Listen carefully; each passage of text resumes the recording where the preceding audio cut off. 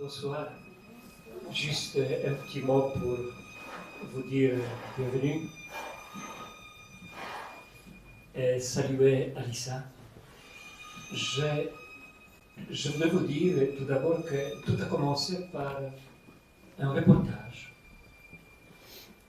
que Reiko, maman d'Alissa, et qui est une des animatrices de chant de notre paroisse, m'a fait lire autour des chrétiens cachés du Japon. Et puis, nous nous sommes parlé, et je posais la question, est-ce que sa fille ne peut pas nous tirer un peu de son trésor pour partager avec nous? D'abord, j'ai navigué un peu sur l'Internet et j'ai vu que Alissa a réalisé beaucoup de reportages. J'ai même préparé les titres pour ne pas me tromper de quelques-uns.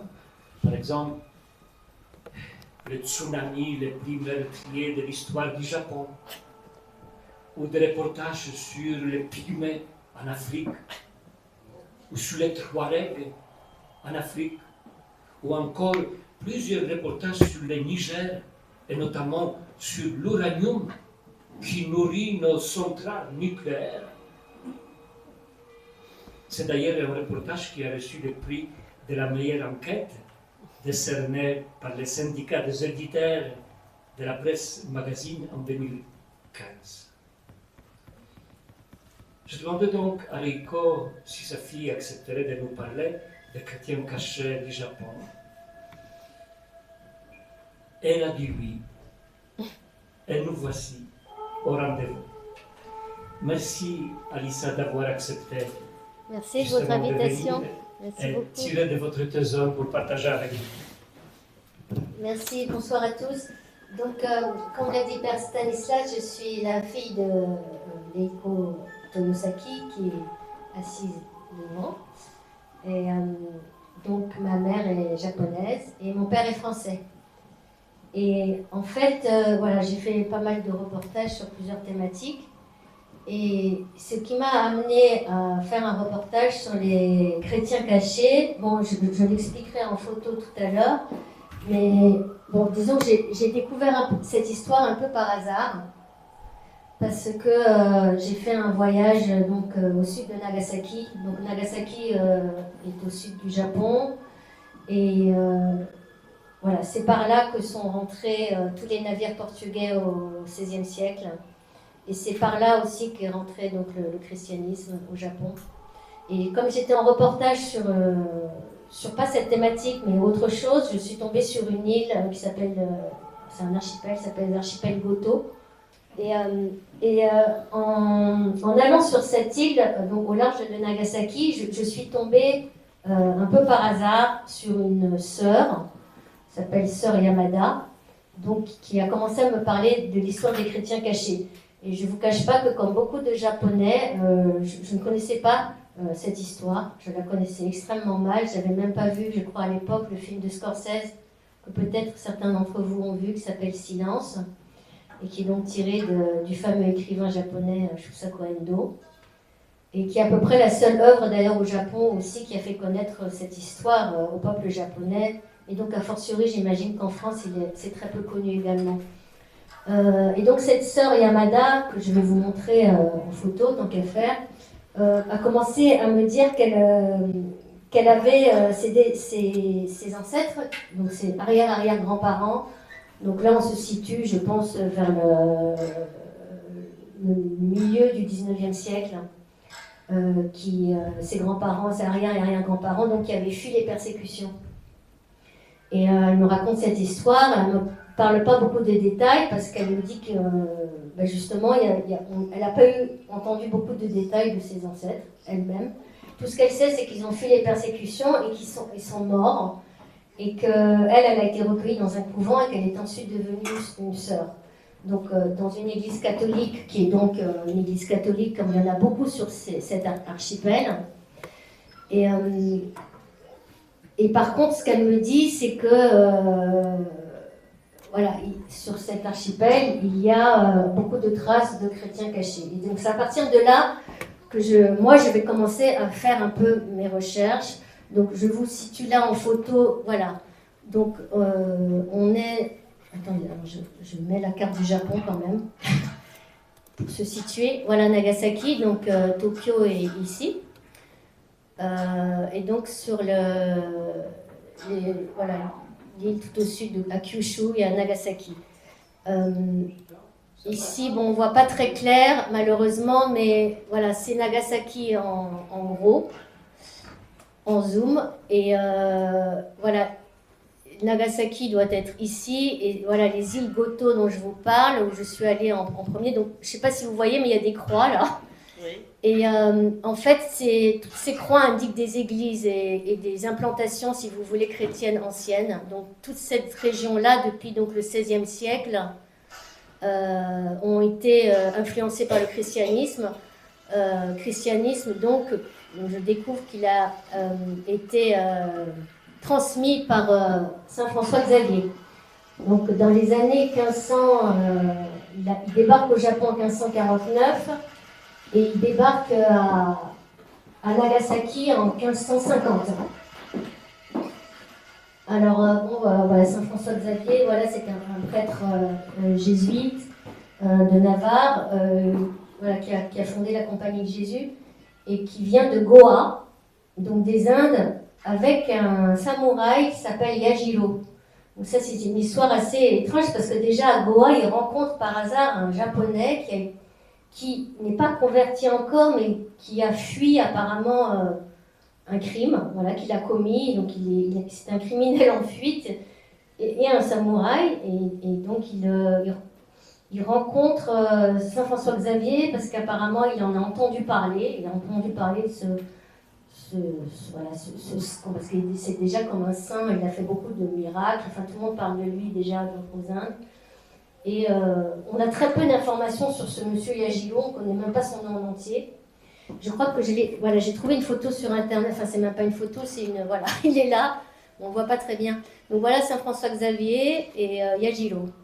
Et cette peinture voilà, décrit leur arrivée donc, dans la région de Nagasaki en 1550. Voilà. Et donc à partir de là, voilà, Saint François Xavier, donc Yajiro joue un rôle très grand parce qu'évidemment il est interprète. Alors je sais, enfin voilà, ils ont déjà Saint François Xavier apparemment a commencé à apprendre le japonais. Yajiro de son côté a appris le portugais. Et donc à eux deux, ils vont voilà, traduire les évangiles, etc. Bien sûr, ce qui va forcément favoriser l'expansion du christianisme dans cette région-là. Et pendant à peu près 20-30 ans, ils ne sont pas inquiétés par le shogunat. Voilà, donc il y a beaucoup de convertis. À peu près, d'ailleurs, on parle d'à peu près 300 000 chrétiens japonais qui vont être convertis en l'espace de très peu de temps. Donc c'est assez miraculeux ces conversions, parce que bon, le Japon, je le rappelle, est bouddhiste à la base, hein, shinto-bouddhiste, on va dire, avec beaucoup de culte des ancêtres depuis longtemps, et mélangé avec du bouddhisme. Et les moines ne voient pas d'un très bon œil les prêtres chrétiens, qui, je le rappelle, sont venus sur des navires portugais qui transportent aussi les armes. Parce que voilà, il y a un besoin d'armes à feu. Et donc les prêtres arrivent en même temps que les armes, si vous voulez. Donc au bout d'un moment, c'est voilà, il y a un shogun.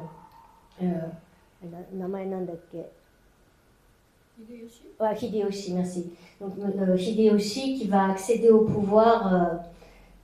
Qui va accéder au pouvoir en 1586, donc 30 et 36 ans après Saint François Xavier, et qui va, voilà, pour des raisons politiques, religieuses, mais surtout politiques, il va interdire le christianisme.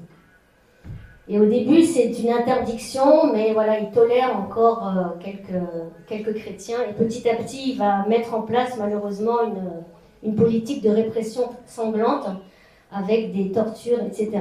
Alors je reviens un moment sur Yamada, dont j'étais en train de parler tout à l'heure. Donc voilà les îles Goto, voilà, ça ressemble à ça, c'est des très belles îles. Et là, donc on a des cimetières, voilà. En fait, ça ressemble vraiment à des cimetières bouddhistes, sauf qu'il y a une croix dessus. Donc il y en a, toute l'île est parsemée, voilà, de cimetières chrétiens, avec beaucoup d'églises. Et cet archipel Goto, apparemment, l'archipel concentre la plus grande, enfin la majorité de chrétiens au Japon, même maintenant. Et il y a à peu près 20 ou 30 églises sur l'archipel qui ont été construites. Voilà, donc dont une qui est très vieille qui a subsisté, et puis voilà, encore des églises nouvelles comme ça. Et ça, c'est l'église où j'arrive, donc où je rencontre Sœur Yamada, qui doit être... où est-ce qu'elle est partie, Sœur Yamada? Bon, je vais partir. Ah, voilà, Sœur Yamada, voilà. Alors, Sister Yamada, voilà, m'emmène donc sur la trace des chrétiens cachés dans un petit musée qui est à côté de l'église, et où là je découvre ce qu'on appelle des fumillés. C'est alors c'est en fait des... Je vais mettre en plus gros pour que vous voyez. Voilà. C'est des planches en bois sur lesquelles on a incrusté une image sainte. Voilà, ça peut être de Jésus, ça peut être de la Vierge Marie. Et l'idée, en fait, comme le montre cette estampe, mais on ne voit pas très bien, c'était d'obliger les chrétiens, au moment de la période de persécution, je vais y revenir, de marcher dessus. Voilà. Ça faisait partie d'un supplice, d'une torture, mais beaucoup plus... voilà, il y avait des tortures physiques et il y avait des tortures plus insidieuses, mentales, on va dire, pour inciter donc les chrétiens à, en fait, abjurer leur foi. Et c'est ce qui va être vraiment, en fait, qui va nous relier à l'histoire des chrétiens cachés, c'est vraiment ce fumillé, voilà, que moi aussi je découvre pour la première fois. Et en plus, ces fumillés-là, ils sont dans chaque partie de Nagasaki. Chaque région de Nagasaki a son petit musée avec des fumillés qui ont été retrouvés dans cette région-là. Donc c'est étroitement lié à l'histoire de chaque région.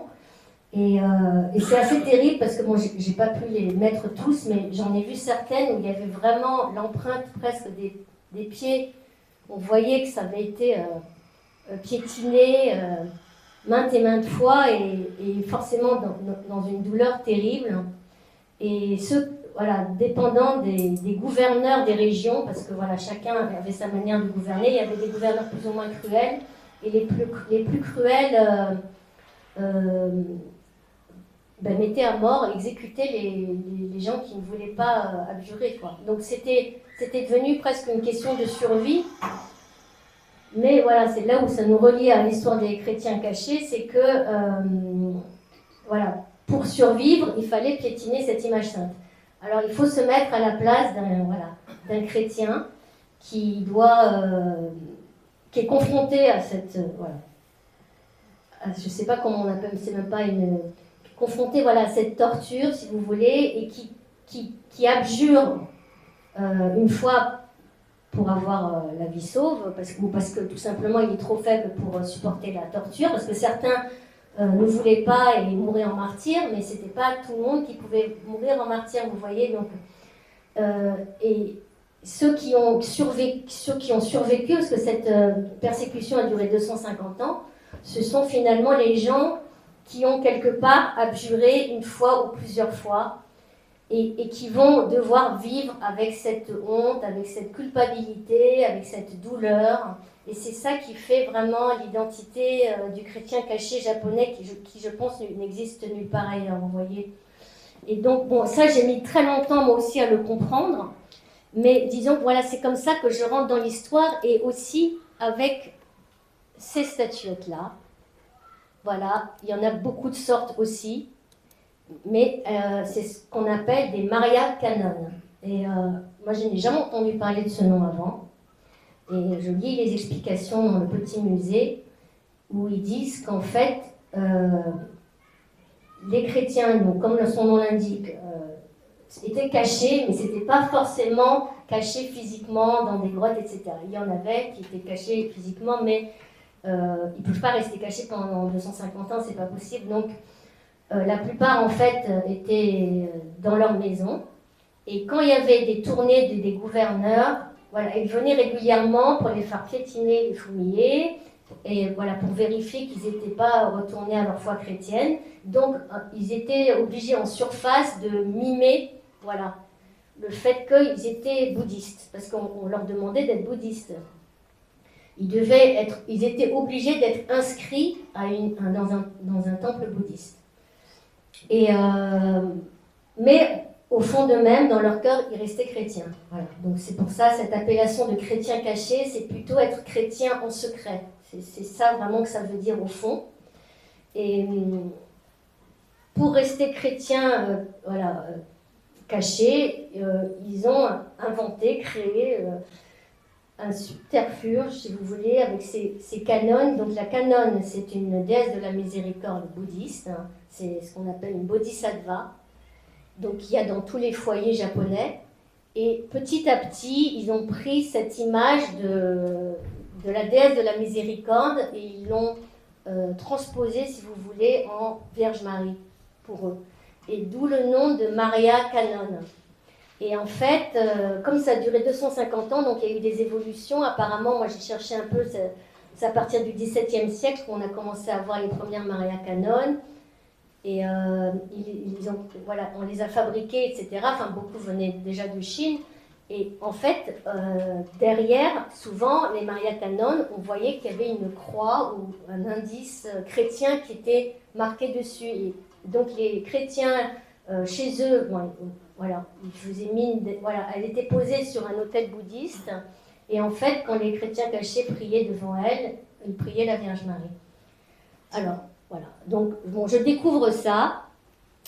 Et je continue juste un petit tour parce que cette île était très intéressante parce qu'il y a eu beaucoup d'histoires de martyrs, de suppliciés. Voilà, il y a eu vraiment des...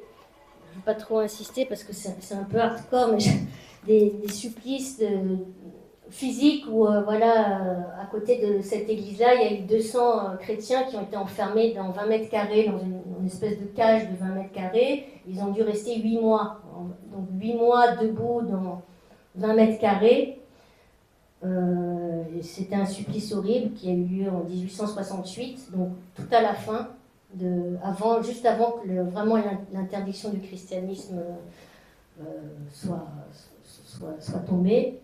Et donc ces gens-là il y a eu 43, je ne sais plus si c'est 43 morts ou survivants. C'était voilà, Hakata. Voilà, il y a eu 43 morts sur les 200 personnes qui ont été enfermées. Ça veut dire qu'il y en a à peu près 150 qui ont survécu et qui ont dû donc abjurer. Vous voyez, ça c'était où on mourait, où on abjurait, au moins une fois. Donc c'est ça qui crée vraiment une espèce de... Alors ces gens-là que j'ai rencontrés là c'était juste avant de faire le reportage de Géo, donc c'était il y a 2-3 ans. C'est des descendants des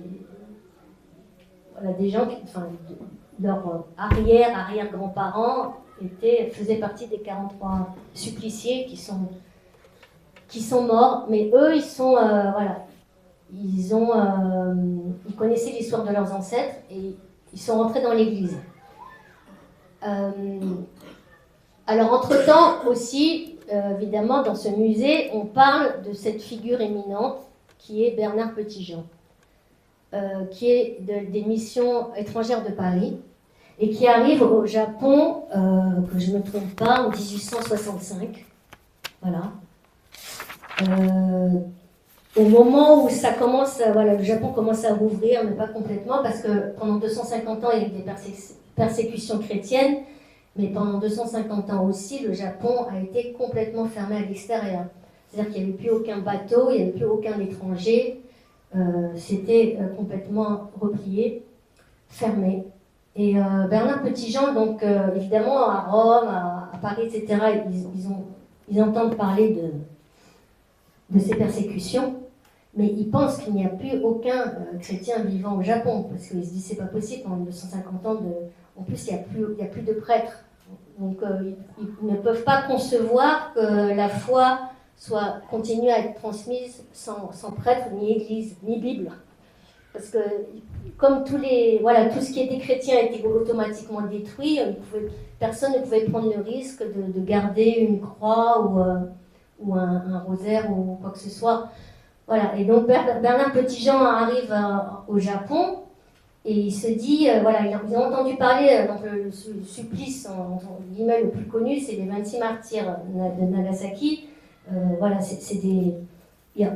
les 26 martyrs, il y avait une majorité de Japonais, mais je crois qu'il y avait 6 missionnaires étrangers. Et ça, c'était le tout début des persécutions. Les 26 martyrs, ça date de 1597. Ils ont été crucifiés à Nagasaki. Et ça fait beaucoup de bruit parce que c'était vraiment le premier gros persécution. Il y a eu 4 vagues de grosses persécutions au Japon et ça faisait partie de la première. Donc pour ériger quelque chose en l'honneur de ces martyrs, il arrive pour faire cette cathédrale de Oula, qui s'appelle aussi la basilique des 26 martyrs. Et donc on est en 1865 et c'est là qu'il va voir arriver 3 Japonais, 3 paysans qui s'approchent à petits pas de lui d'un air très méfiant et qui lui demandent, qui lui posent des questions à propos de la Vierge Marie, entre autres. Et en fait, il s'aperçoit que ces gens veulent être sûrs qu'il est bien un missionnaire. Parce qu'en fait, ils n'en ont jamais vu de leur vie. Et il s'aperçoit donc que c'est des chrétiens. Et ça s'appelle donc la découverte des chrétiens cachés. Et à partir de là, donc Bernard Petitjean va jouer un grand rôle parce qu'à partir de là, il va alerter Rome, il va alerter tous les missionnaires comme quoi il reste des chrétiens au Japon. Et qu'il faut aller les débusquer en fait. Et donc à partir de là, il y a beaucoup de bateaux qui vont aller donc, sur les îles Goto dont je vous ai parlé tout à l'heure. Il y a plein d'îles au large de Nagasaki. Et donc c'est un travail énorme pour les missionnaires qui commencent. Et là, on entre vraiment dans le travail des missionnaires des missions étrangères de Paris. Parce qu'il y a beaucoup de prêtres français qui se rendent à ce moment-là, à cette période-là, à Nagasaki, pour réévangéliser. Alors on va voir comment, pourquoi, les chrétiens cachés. Et bon, déjà les trouver, parce qu'il y en a qui ont tellement peur qu'ils ne sortent pas. Et voilà. Alors, moi je reprends, donc je découvre tout ça donc, sur les îles Goto. Et je découvre aussi, parce que c'est un archipel, donc il y a beaucoup d'îles, et sur l'île qui est complètement au nord des îles Goto, on nous a dit, donc moi je suis quand même toujours en reportage, donc je fais un reportage général sur l'archipel, sur l'aspect culinaire aussi, des trucs qui n'ont rien à voir avec les chrétiens, mais en même temps, je me dis, c'est quand même une histoire incroyable, et donc avec le photographe, on part vers un endroit qui s'appelle la grotte des chrétiens, qui est connu justement pour être un site aussi qui a abrité 3 familles de chrétiens au XVIIe, au XVIIIe siècle, et qui étaient cachés dans une grotte pendant 3 mois et qui ont été malheureusement trouvés par le gouverneur et ils ont été assassinés. Donc on a aussi à cet endroit-là, je pense c'est un des missionnaires de mission de prêtre de Mep, ils ont érigé une croix et une Vierge Marie. Et ce monsieur-là, qui s'appelle Monsieur Sakai, est notre guide, si vous voulez, c'est son bateau, on monte sur son bateau. Et au retour, ben, on parle et puis il me dit que, enfin, il me fait comprendre que il nous invite chez lui parce qu'il fait froid, on boit un thé. Puis là, il me dit qu'en fait, sa femme et lui-même sont chrétiens cachés. Et alors là, moi, je ne comprends rien. Je me dis, mais comment est-ce que c'est possible que vous êtes chrétien caché enfin, quel est le sens d'être chrétien caché en 2020 ? Et là, voilà, c'est là que je découvre qu'il y a encore des chrétiens cachés. Voilà. Et donc là, il me montre un habit de cérémonie. Donc, vous voyez, là, il est en survêtement. Et là, on passe de ça à ça. Et là, c'est plus du tout le même homme. Il est comme transformé. Et il commence à me réciter, voilà, donc ce qu'il appelle des orachos. Alors, je vous en fais juste écouter un peu là. Mais bon, comme vous ne parlez pas japonais, ça ne va pas vous dire grand-chose parce que, enfin, c'est... Voilà. Ça, en fait, c'est des... Ouais, pardon.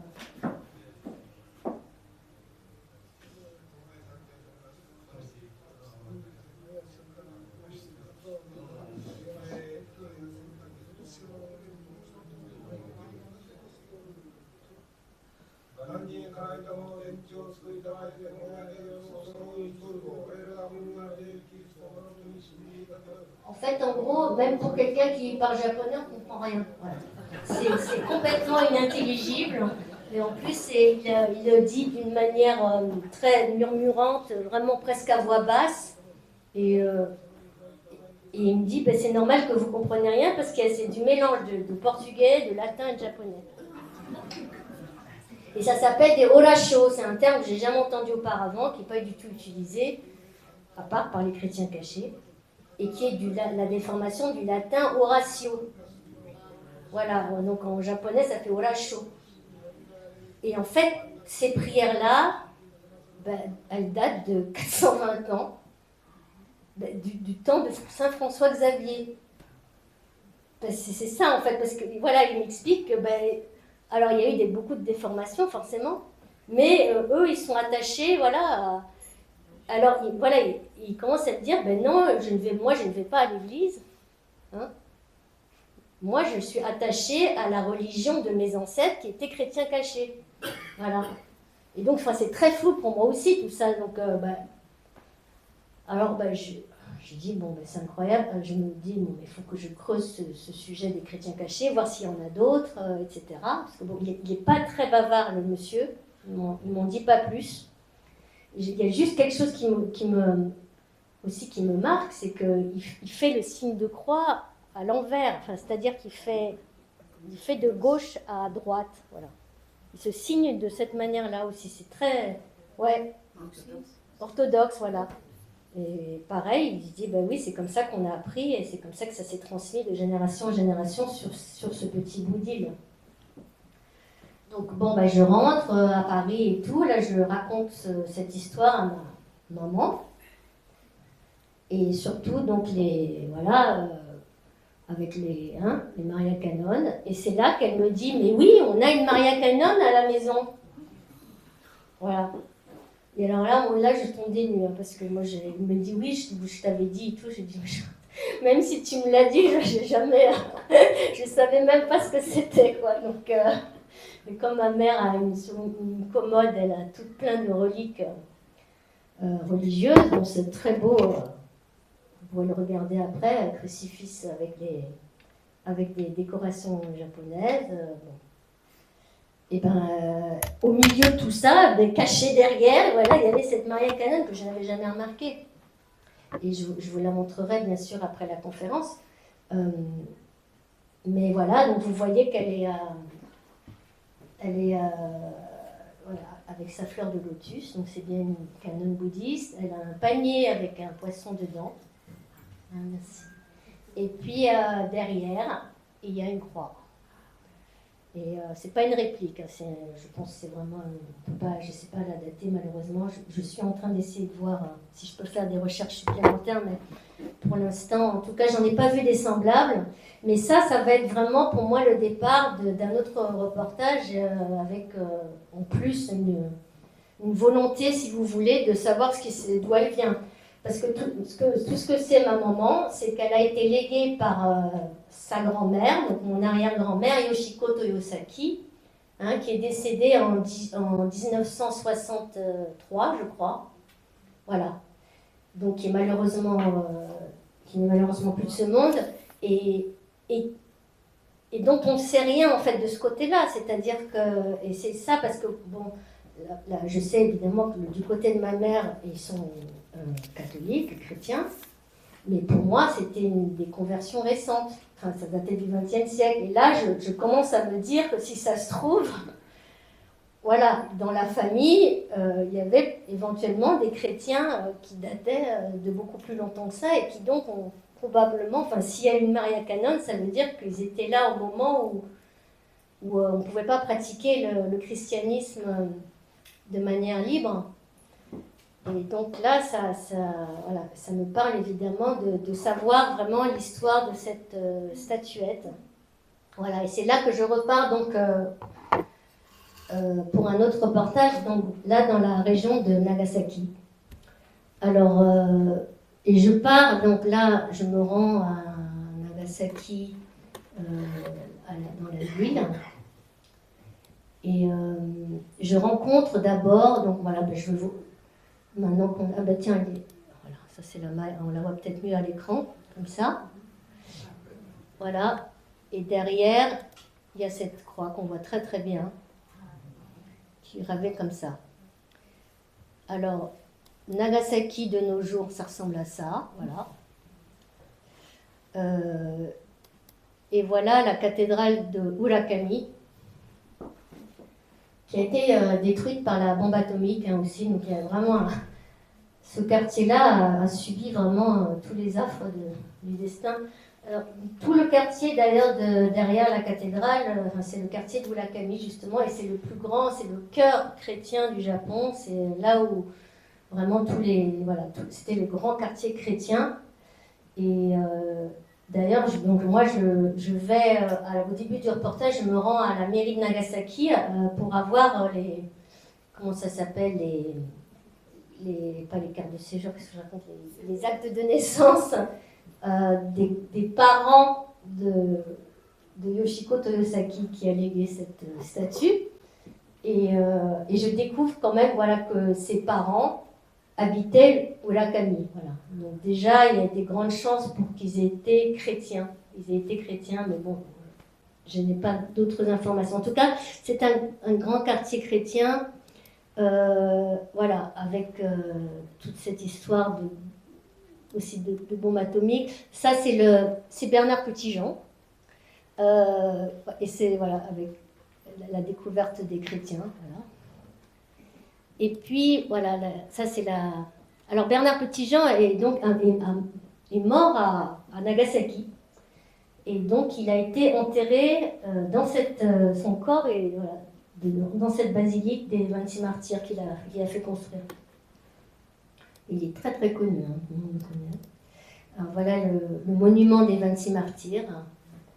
Donc ça, là, on a aussi une personnalité importante qui est Marie. On pourrait lui demander, parce que c'est son père c'est ça qui a fait construire ce monument, les statues.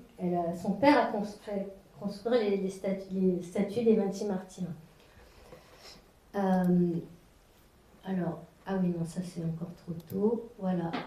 Ah, voilà, je voulais juste vous montrer, voilà, l'archevêque, enfin l'ex-archevêque, Monsieur Takami, voilà, que je rencontre à Nagasaki avant de partir en reportage. Donc il a été archevêque jusqu'en 2021. Et il parle très bien français d'ailleurs.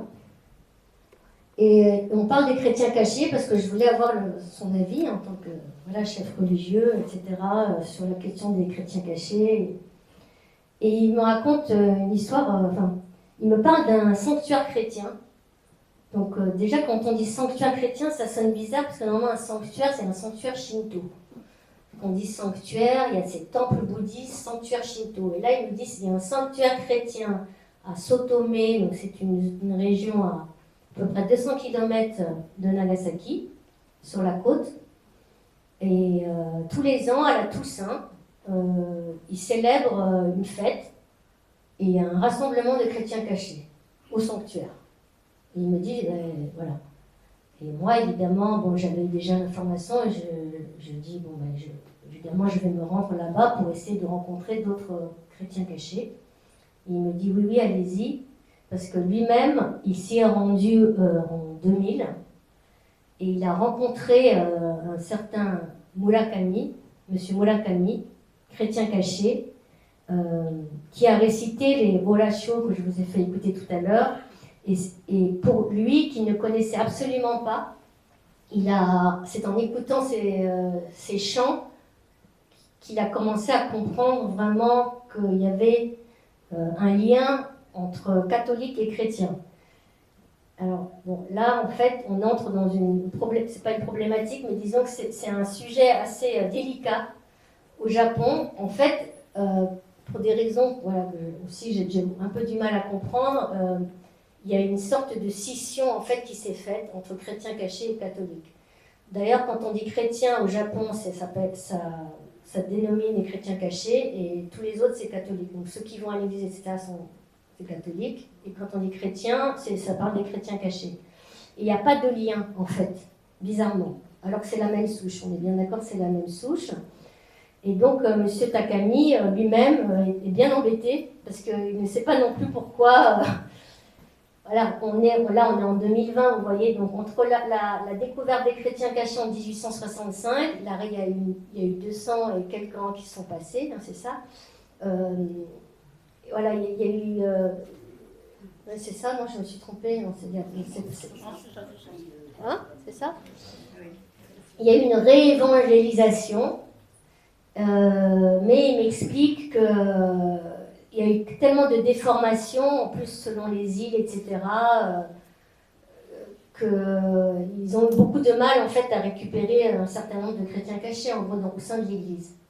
Alors on ne sait pas si c'est l'Église qui n'a pas fait assez d'efforts pour aller chercher ces chrétiens cachés, ou si c'est les chrétiens cachés qui avaient trop peur, ou pour une raison, voilà.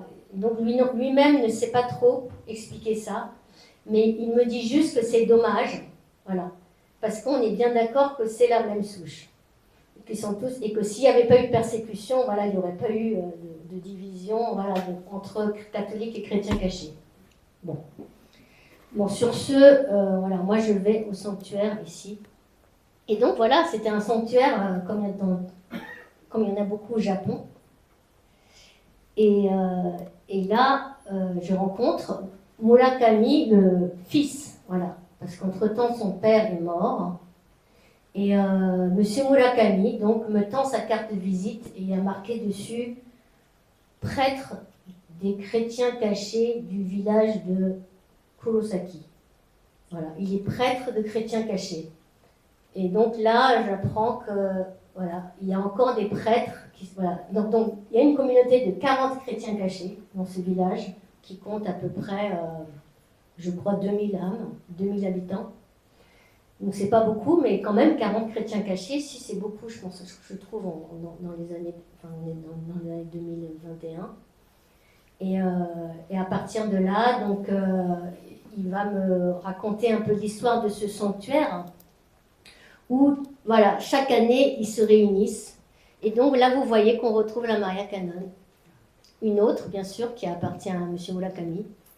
Mais donc voilà, elle est en position comme ça, et il va y avoir voilà, tout un rituel, si vous voulez, autour de ce sanctuaire, parce que il a abrité, alors l'histoire de ce sanctuaire, c'est qu'en fait, pour les chrétiens cachés, c'est un endroit essentiel depuis 1611, depuis l'arrivée, voilà, c'est une légende, mais une légende apparemment qui a été vérifiée, d'un saint qui s'appelle San Jiwan, qui est arrivé en 1611 à la nage sur les côtes du village de Sotome, du village de Kurosaki. Donc son bateau avait pris feu parce qu'il avait été attaqué par les shoguns, etc. Donc c'est un San Jiwan, apparemment c'est un saint italien. Il est arrivé à la nage et donc il s'est réfugié dans les montagnes de ce village. Et il a été, il a été donc abrité par tous les villageois, etc. Et c'est là, à partir de là qu'il a commencé beaucoup de conversions. Et en fait, il avait un disciple japonais qui s'appelle, dont le nom de baptême est Bastien. Et à eux deux, voilà, ils vont léguer à toute cette région-là un calendrier, voilà, un éphéméride, en fait, avec toutes les fêtes chrétiennes, et puis les prières qui sont écrites en japonais, d'ailleurs qu'il va me montrer dans sa maison, qui sont complètement incroyables parce que elles datent vraiment de, voilà, vous voyez, voilà, tout est évidemment écrit en japonais, mais en katakana, ce qu'on appelle, c'est l'alphabet qui est utilisé pour les langues étrangères, hein. Et voilà, c'est des rouleaux de prières qui se sont transmis comme ça, vous voyez, de famille en famille, et qu'on lisait dans le plus grand secret et qu'on apprenait par cœur pour pas voilà, les reproduire, pour pas que ça soit trouvé, etc., par les gouverneurs. Et la fonction donc de ce monsieur Murakami, donc c'était une fonction de prêtre, parce qu'en l'absence de missionnaires et de prêtres, il fallait bien qu'il y ait un chef de village qui prenne cette fonction-là. Et donc ça s'est répercuté, donc il me dit, voilà, monsieur Murakami, qu'il est la 7e génération de prêtres dans sa famille, donc c'est complètement incroyable. Et lui, il revendique vraiment, voilà, non seulement voilà, Saint François Xavier, mais voilà, en tout cas Saint Jiwan, dont on dit que la dépouille repose au sanctuaire chrétien. Et voilà, il a tout un tas de reliques, et chez lui, en fait, il a 2 autels. Il y a un autel où il y a tous ses ancêtres ici, hommes et femmes, hein. Et là, à gauche, il y a un autel chrétien. Et là, en fait, on ne voit pas bien, mais là, il y a plein de Maria Canon. Il y a un petit meuble japonais qui s'ouvre comme ça, un petit meuble en bois, et tout au fond, il y a un petit Jésus. Mais c'est caché parce que normalement ça ne reste pas ouvert. Donc voilà, c'est tout un tas de reliques comme ça, très anciennes, qui lui ont appartenu ou qui ont appartenu à des gens du village qui lui ont confié. C'est ça, donc il a vraiment un rôle de prêtre et de gardien en fait des reliques. Parce qu'en fait, il m'explique ce qui s'est passé au moment de la réouverture du Japon et du retour des missionnaires, c'est que, en effet, il me dit, d'après ce qu'il a pu comprendre c'est de la transmission orale, hein, évidemment, ce qu'il a pu comprendre de son père, de son grand-père, etc., c'est que, évidemment, ils sont allés, à la rencontre des prêtres, ils sont allés à l'église.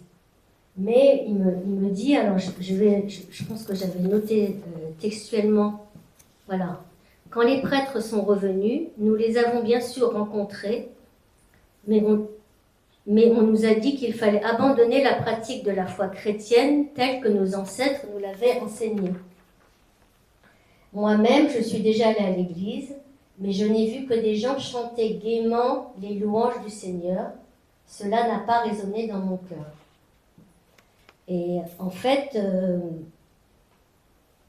c'est très complexe comme sentiment, je pense, mais comme je vous avais parlé hier de ces supplices qu'ils ont subis, de marcher sur des effigies du Christ, etc., et tout ce sentiment de culpabilité qui s'est accompagné de ça, et puis de toutes les horreurs qu'ils ont vues, des suppliciés,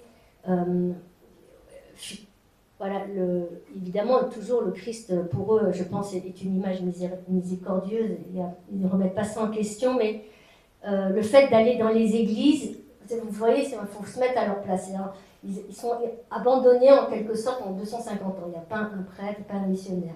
Et après, ils reviennent. Mais les prêtres, ils n'ont pas vécu ce que ces gens ont vécu. Vous voyez, donc il y a forcément un décalage.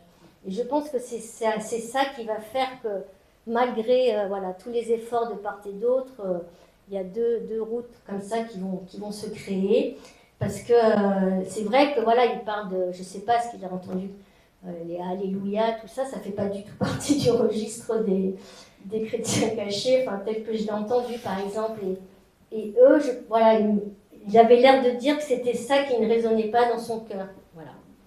Et que lui, après, c'est vrai qu'on demandait de laisser ce qu'on appelle le culte des ancêtres. Et ça, il ne pouvait pas. Parce qu'il se devait, voilà, de continuer. Ça ne voulait pas dire, évidemment, de ne plus penser à ses ancêtres, mais eux, ils avaient incorporé, voilà, pour leur manière, en fait, finalement, de sauvegarder leur foi chrétienne, était comme par exemple pour la Maria Canon, c'est pas anodin quand même de prier le Christ devant une statue bouddhiste. Il y a quelque part, on est aussi bouddhiste, vous voyez, donc il y a eu un syncrétisme religieux, voilà, qui s'est créé de manière, je pense, très naturelle, et qui a donné, c'est vrai, une sorte, voilà, on peut appeler ça une déformation ou qu'importe, mais c'était leur manière à eux de sauvegarder leur foi chrétienne, malgré contre tout. Et voilà, peut-être que certains prêtres leur ont dit, et sûrement, voilà, que c'était pas comme ça à l'origine, voilà, qu'il fallait pratiquer la foi chrétienne, mais c'était un peu trop tard pour eux de l'accepter. En tout cas, ce qui s'est passé, d'après M.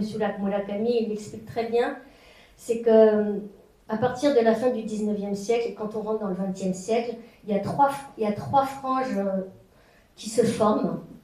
Et c'est très étonnant, en fait, donc ils sont, à la base, c'est la même souche, les chrétiens cachés. Il y a une partie des chrétiens cachés qui va rentrer dans l'église, donc telle qu'on la connaît maintenant. Il y a une partie qui va préférer, parce qu'ils ont été obligés de façon de famille en famille de s'inscrire dans les temples bouddhistes, comme je vous ai dit. Donc ils laissent la chrétienté et ils rentrent, voilà, ils se font bouddhistes. Ça, c'est la deuxième frange. Et la troisième frange, c'est ceux qui restent chrétiens cachés. Donc, vous voyez, ça se sépare en trois branches, en fait. Et ce qui était intéressant dans le sanctuaire le sanctuaire chrétien de Karematsu, qu'on voit ici un peu, attendez, il n'y avait pas énormément de monde, mais quand même, ce qui m'avait surpris, c'est que justement, il y avait des bouddhistes également qui étaient présents, et normalement, il y aurait dû avoir aussi des prêtres, mais ils n'étaient pas très présents quand je suis venue. Non, on ne les voit pas. Bon, c'est pas grave. Ah, si, ils sont là. Vous voyez, enfin voilà, il y a des gens, bon, c'est Corona, ils ont tous des masques, mais ils sont... voilà, ça servait de lieu de rassemblement pour les trois branches que je vous ai dites. Et c'était un rassemblement annuel, donc il y avait son importance.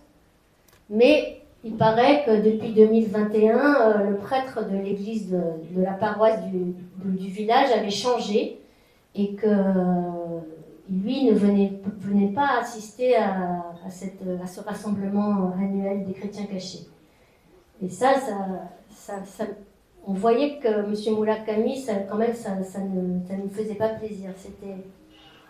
Voilà, il s'est demandé pourquoi est-ce que voilà, le prêtre de l'église de la paroisse du village ne voulait pas venir, etc. Donc vous voyez, il y a quelques frictions comme ça qui font que les chrétiens cachés, donc ça c'est ça fait une des 40 personnes présentes dans le village, les chrétiens cachés aussi, une femme, parce qu'évidemment les épouses, les sœurs, voilà, de M. Murakami, tout le monde est chrétien caché autour de lui.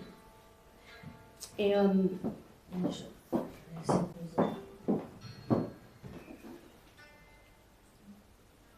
en fait, comme vous pouvez voir, ils ont tous un âge vieillissant. Et se pose évidemment la question de la transmission. Et là, M. Murakami a dit que c'était les derniers. On est vraiment dans les derniers, parce qu'il a 2 fils qui ne sont pas du tout... voilà, n'ont pas... Alors, M. Murakami, j'ai oublié de mentionner, ce qui est quand même un fait extraordinaire de ce monsieur, c'est que il a appris les Orasho, donc ces prières très anciennes, à l'âge de 56 ans, donc c'est très tard. Et jusque-là, enfin, d'ailleurs, il vient de prendre sa retraite, mais il travaillait dans la construction navale. Enfin, il avait une vie tout à fait normale. Vous voyez, il ne vivait pas comme un ermite dans une grotte. Et c'est ça qui était incroyable. Et donc, son père aussi travaillait. Et donc, à la mort de son père en 2005, et ben, lui, de toute façon, il m'a dit qu'il était prêt psychologiquement, mais il n'avait pas appris ces prières-là. Et c'était un travail énorme d'apprendre ça par cœur, et ça lui a mis 3 ans.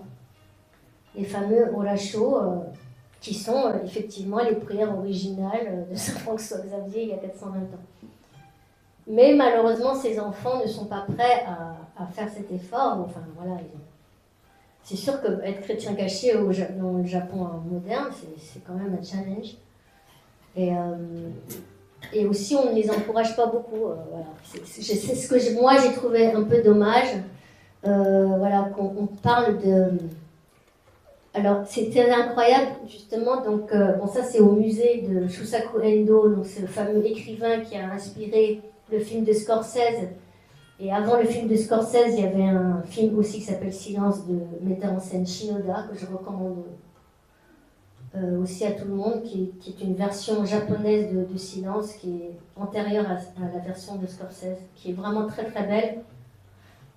Et fait étonnant, donc en discutant avec M. Murakami, donc le prêtre des chrétiens cachés, il me dit que son grand-père, Kinshi Murakami, qui était apparemment un être très taciturne et qui était chrétien caché évidemment, etc., a rencontré voilà, Shusaku Endo dans les années 60, avant qu'il ne sorte son roman Silence, et qu'en fait Shusaku Endo est venu 5 fois chez lui pour lui parler à ce grand-père, et qu'à 5 fois il lui a refusé, et que finalement voilà, il lui a ouvert la porte, et que de là, et en fait, est né le roman. Donc, et en fait, c'est vrai qu'on retrouve plein de choses. J'ai relu 3 fois au moins depuis. Et c'est vraiment un roman extraordinaire, parce que finalement, il y a beaucoup de faits réels à l'intérieur. Et si vous le relisez, le village, dans le roman qui s'appelle le village de Tomogi, en fait, c'est le village de Kurosaki. Ouais. Et d'ailleurs, bon, M. Murakami donc, était très fier, parce que voilà, après de son vivant, il a rencontré Scorsese est venu, il les a invités à la projection de Silence à Tokyo. Ils étaient invités dans une grande conférence de presse et tout, donc ils sont un peu sortis de leur anonymat, on va dire, et ils avaient l'air contents de ça aussi. Donc je pense pas que ça soit... j'ai pas ressenti un désir, si vous voulez, de rester caché. Non, au contraire, moi, j'ai ressenti plutôt là le désir de transmettre voilà, toutes ces histoires-là, et d'expliquer, parce que c'est ça qui est très compliqué, pourquoi est-ce qu'ils sont chrétiens cachés. Voilà, que c'est pas une secte, voilà. C'est pas quelque chose comme ça, c'est beaucoup plus lié, c'est beaucoup plus complexe que ça, c'est lié à... Voilà, là, on va le comprendre. Là, moi, je l'ai compris là, en fait. Alors, c'est un cimetière qui est à côté de chez M. Murakami. Et vous voyez, donc c'est un cimetière qui grimpe comme ça dans les montagnes. Et en bas, voilà, donc là on voit pas, enfin, il y a une grande croix. À côté, voilà, il y avait d'ailleurs un prêtre très connu de l'émission étrangère de Paris qui était venu évangéliser. Donc il y a des grandes églises, une grande église, l'église de Shitsu, qui est classée au patrimoine mondial de l'UNESCO en 2018, parce qu'en 2018, l'UNESCO a classé 12 sites des chrétiens cachés dans la région de Nagasaki et dans la région de Amakusa. Et donc voilà, c'est des tombes très bien entretenues, voilà, en bas, voilà. Et à la Toussaint, d'ailleurs, il y avait beaucoup de paroissiens qui sont venus. Et moi, par hasard, j'ai commencé à grimper les escaliers, voilà, voir ce qu'il y avait en haut. Et je suis tombée sur c'était rempli de... C'est des tombeaux aussi, mais alors, comme vous voyez, très rudimentaires. Enfin, c'est vraiment des pierres entassées les unes sur les autres, sans épitaphe. Et il y en avait sur au moins 3-4 étages en haut de la montagne. Et vous voyez, c'est vraiment... Avec, il y a, et tout ça, en fait, c'est les tombes de chrétiens cachés. Voilà. Et c'est complètement abandonné. Et moi ça m'a vraiment fait un choc, parce que vous voyez, ça va jusque dans la forêt, là, il y en a tellement. Et M. Murakami, donc, ça faisait longtemps aussi, parce qu'il commence à se faire vieux, donc il ne grimpe pas jusqu'à là-haut. Mais lui aussi, voilà, il redécouvre aussi l'endroit, comme ça, on y va ensemble. Et là, vraiment, là, je le vois vraiment pleurer. Il est complètement ému parce que il se rend compte que tout ça, ça fait partie des chrétiens cachés. Et comme ils sont situés tout en haut de la montagne et qu'ils n'ont pas d'épitaphe, voilà, personne ne vient prier pour eux. Voilà. Et c'est là qu'il commence, alors ça a duré vraiment longtemps, à prier sur presque chaque tombe. Parce que c'est un prêtre. Et là, c'est là qu'on comprend vraiment la signification d'être un prêtre des chrétiens cachés, parce que c'est son rôle, sa fonction, et évidemment, il n'a pas pu faire tout, mais il m'a dit, voilà, en fait, c'est les restes, les os de tous ces gens ont été retrouvés partout disséminés dans la montagne. Et c'est au moment de la création de ce cimetière, d'ailleurs, qui est l'œuvre d'un père français, vers, je ne sais plus, 1898 ou quelque chose comme ça, que des villageois ils ont vraiment ramené les corps, enfin les restes, voilà, un par un, jusqu'en haut de la montagne, et qu'ils les ont enterrés de cette manière-là. Et puis depuis, voilà, c'est resté comme ça. Et apparemment, voilà, les têtes sont enterrées à l'est. Et donc, Monsieur Murakami, je ne sais plus, voilà, là, il se dirige vers l'est. Et puis, en fait, il est allé à l'est et il a prié pour l'ensemble des ancêtres. Et c'est là que j'ai compris un petit peu, voilà, ce qu'il voulait dire par le fait que s'il n'y a plus de chrétiens cachés, voilà, qui va prier pour ces gens-là. C'était ça, en fait, vraiment, pour lui, l'importance de transmettre ça. Et donc, il y aurait moyen, voilà, s'il y avait je ne dis pas que, lui non plus ne dit pas que l'Église ne veut pas prier, c'est juste que, je ne sais pas, voilà, même dans le cimetière, voilà, il y a une espèce il y a deux parties du cimetière, vous voyez, c'est très distinct, il y a cette partie-là et puis la partie en haut, voilà. Et voilà, donc c'est une histoire qu'il faut même faire connaître, je pense, au Japon. Il faut plus en parler. Comme me dit l'archevêque M. Takami, il faut faire rencontrer en fait beaucoup plus l'Église et les chrétiens cachés pour qu'ils s'entendent, pour qu'ils discutent, etc. Et ça, voilà, ça c'est un très beau orasho. Je vais achever la conférence là-dessus. Ah oui, je vais vous montrer une vidéo aussi après. J'ai une petite vidéo. Donc, ça c'est voilà, une vision du silence.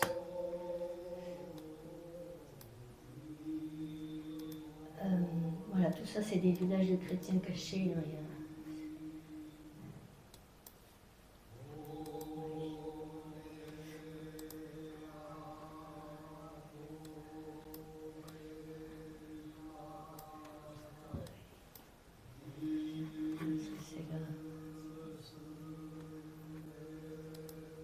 Ah oui, ça c'est en manga, mais c'est ce qu'on appelait le supplice de la fosse, qui est un peu qui est beaucoup la thématique, non, mais dont on parle dans le film justement, et dans le livre de Silence.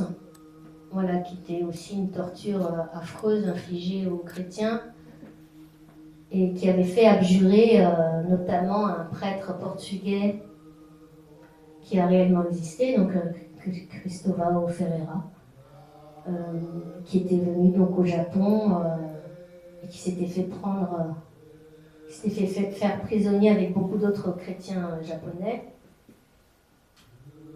et qui avait finalement abjuré. Voilà. Et l'histoire de Fil Silence, du roman, c'est un autre prêtre portugais qui part à la recherche du père Ferreira parce qu'il n'arrive pas à croire qu'il a abjuré. Et il arrive au Japon et évidemment, il s'est fait prendre à son tour. Voilà. Il y a beaucoup d'histoires, mais donc, entre-temps, évidemment, il rentre en contact avec beaucoup de communautés de chrétiens cachés. Et finalement, il rencontre Père Ferreira, qui est toujours vivant. Je ne vais pas vous raconter toute la fin, mais en gros,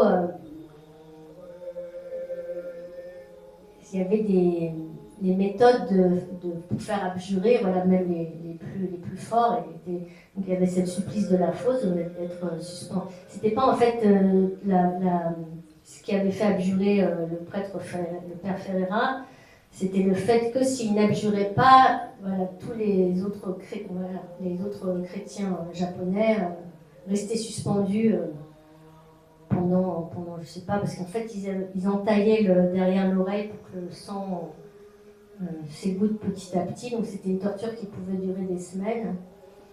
Et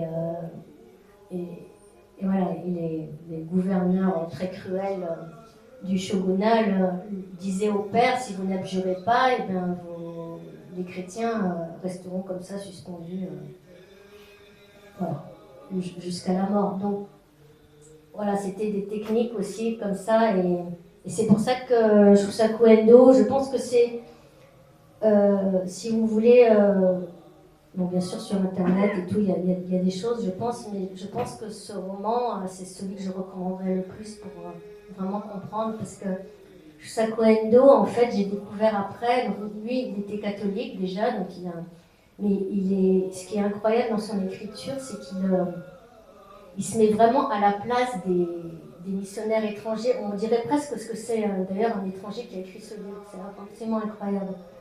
Parce qu'il raconte à la première personne l'histoire de ce prêtre qui va à la recherche de Père Ferreira, qui est donc un père portugais. Et il arrive à sonder, si vous voulez, les deux psychologies à la fois étrangères et japonaises. C'est assez admirable, je trouve. Et aussi, donc, dans des livres qui n'ont pas été traduits en français, il explore justement et il explique pourquoi est-ce qu'il a écrit ce livre-là. Et ben c'est en découvrant aussi les techniques de supplice de Fumie, donc de piétiner sur ces planches avec l'effigie du Christ, qui a généré tout un sentiment de culpabilité. Et après avoir abjuré, ceux qui sont morts sont devenus des martyrs, comme je vous ai dit. Et voilà, il y a des très belles phrases que j'ai marquées là. Ils avaient trahi ce qu'il y avait de plus beau au monde, puis joint leurs doigts tordus en une prière sans parole. Les plus forts étaient morts en martyrs, mais qui priait pour tous les autres, les croyants déchus. Voilà, ça résume ça. Alors, là, ce qu'on entend, en fait, c'est parce que je suis allée sur une autre île, mais moi, je ne vais pas en parler là, parce que c'est trop long. Mais comme j'avais une petite vidéo de... Alors, c'est aussi des prêtres, c'est des chrétiens cachés de l'île de Ikitsuki, voilà, que j'ai filmé. Alors, c'est un... Voilà, il prit les orachos dans leur maison.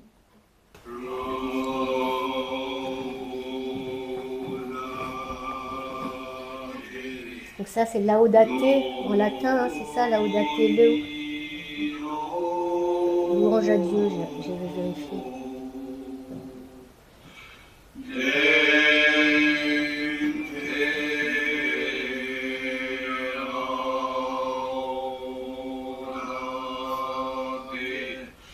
You